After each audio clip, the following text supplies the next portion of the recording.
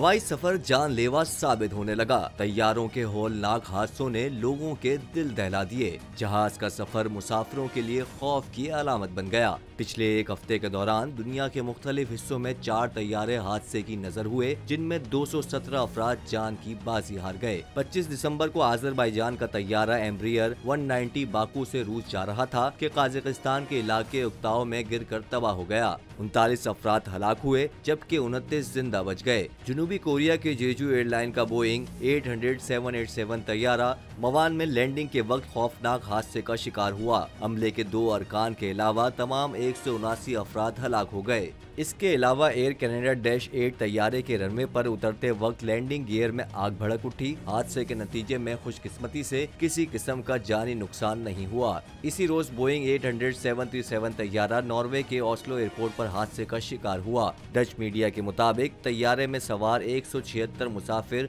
और अमले के 6 अरकान महफूज रहे।